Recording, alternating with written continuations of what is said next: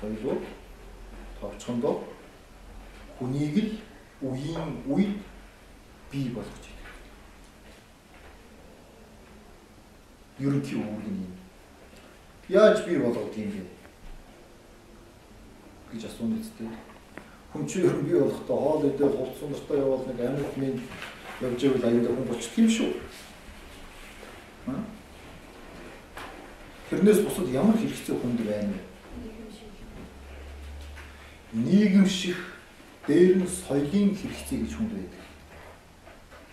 Тэр хэрэгцээгээ хангаж ижил өөрөө хүн болж төлөвшдөг. Түүний бүр хамгийн тодорхой хэлбэр нь бол боловсрол эзэмших явдал. Тэр та бид нар сургууль сурч байна гэдэг нь мэрэгжилтэн болж байгаа боловч өргөн утгаараа хүн болж байгаа нэг процесс. Өөрийгөө бүтээж байгаа арга. Өөрийгөө өөрсдөө бүтээж байгаа арга шүү дээ. Өөрийгөө өөрсдөө бүтээж байгаа. Дээр нь ганцаараа байснараа энэ бүтээгддэггүй. Дандаа хамтын бүтээгдэв. Хүний өөрийгөө бүтээдэг энэ онцлог нь хамтын бүтээгдэв. Учир нь юу гэхээр соёл бол түрүү харилцаа гэсэн шүү дээ, тийм?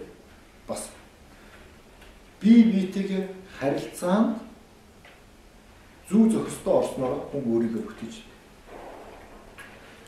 За энийг бол зөвхөн ганцхан бэлгийн харилцаа гэж хэрхэн ч ойлгож болохгүй хүн бүхэнд ойлгож байна. Өөрөөр хэлбэл би өндөр боловсралтай, соёлтой хүнтэй харилцсанараа өөрийгөө тэр төвшөнд, тэр зэндаанд аваачих зүйтэй юм байна гэж ойлгоод түүний төлөө хөдөлмөрлж байгаа бол өөрийгөө бүтээж байгаа нэг юм. Хин нэгэн хүн нь энэ соёлтой боловсралтай гэгдээд байгаа хүмүүс чинь ямар хуурамч, ямар хиймэл дүр царайтай, яасан муухай худлаа цэцэрхүү тийм ээ амалжуу хүмүүс байдаг юм бэ. Би зөвхөн юм бүтээн гээд одоо гар урлал, хөнгөн үйлдвэр, жижиг идэл, сүвнэрийн төрөлд өөрийгөө сорж байгаа бол бас л үйлдвэрлэгч маягаар өөрийгөө бүтээж байгаа. Бас л нэг юм. Ерөөсөө энэ боловсрол гэдэг чинь өстөө хүний цаг варсан ийм ажил юм бэ. Ер нь дэлхийн тэр бомбноо эрдэмтэд баячуудыг харахад томоохон алдартай их сургууль төгссөн хүн гэж ер нь хаана байгаа юм бэ гэх нэг хүн 2 3 дугаар курсээс хаяал явъя л. Тэгэл өөрийнхөө зам мөрөөр амьдарч байгаа бол бас л өөрийгөө бүтээж байгаа нэг хэрэг.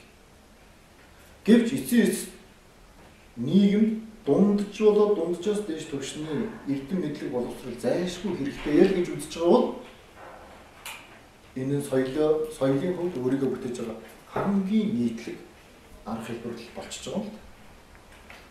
Тэгэхээр хинч одоо их сургуулиас татгалж болно. Гэхдээ бичиг үсэг тооцон бодох наазахын элементар үйлдэлээс татгалзчихвал хэн байхсан бэлээ.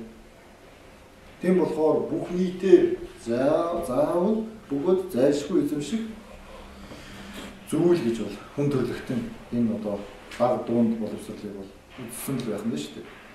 Тийм ч учраас дэлхийд дахнаа бол түүнийг төрөөс үн төлбөргүй олгодог тэр арга хэлбэр дэлхийн ихэнх улс оронд байсан байна.